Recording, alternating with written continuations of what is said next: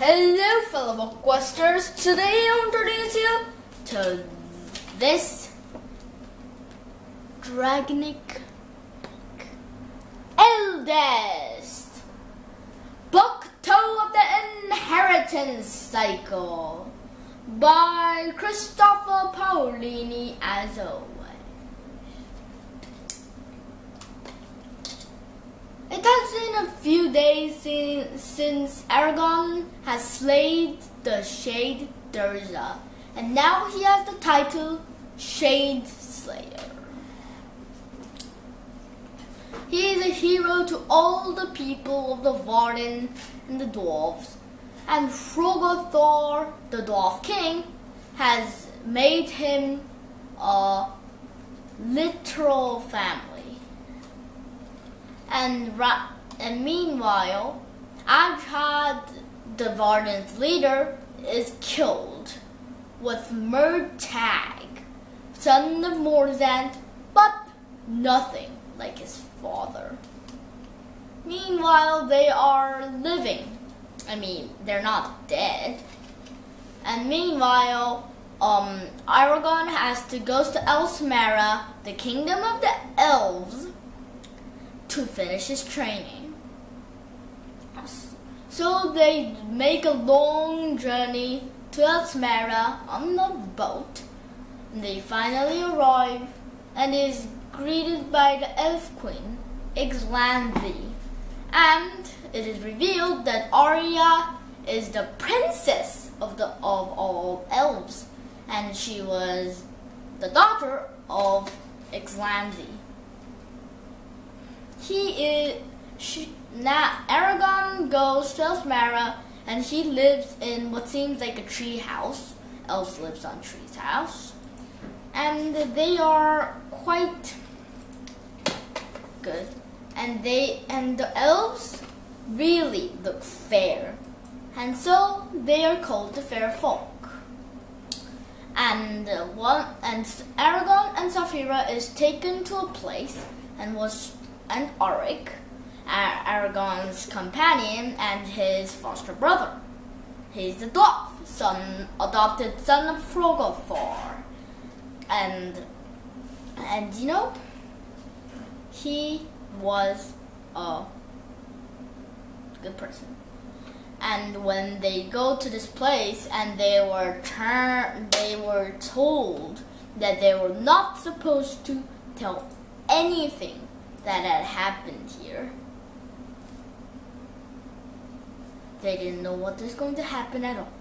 A great golden dragon erupted out from beneath the cliff, and on him was a rider. His name was Aramis, the cripple who is whole. He is very strong, and he is a rider also, one of the last dragon and the last properly trained rider. Aramis is wise, also known as the Morning Sage. But Aramis and Gladier, his dragon, is not fit to fight Galbatorix. Why? Because Aramis is very weak. The reason that he's called the cripple who is whole, he is whole. He isn't a cripple. He doesn't limp. But alas, he's a cripple in magic. He cannot do strong, big, great feats of magic. He can only do minor feats of magic, and that exhausts him. And as for Gladier, he too is a cripple. He's one of his back legs was sliced off in the battle. And Aramis trains Eragon,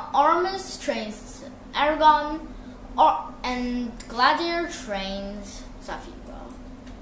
After their training, Eragon goes to Serda, an independent country, and there is a lot of people, and King Orin, king of Serda, and Nasuida, the new leader of the Varden, daughter of Ajhad, the first leader. I mean, the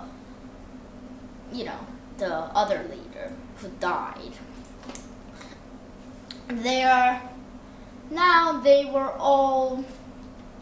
The whole Varden moved from the dwarf's place to Serda.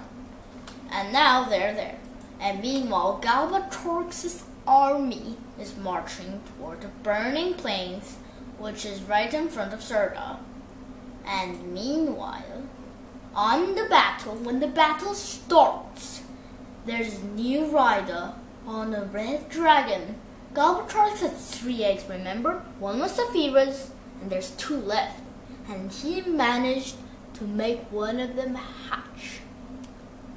And the new evil rider killed Krogothar, the good dwarf king that made Eragon's armor. I mean, gave it to him, and also Saphira's.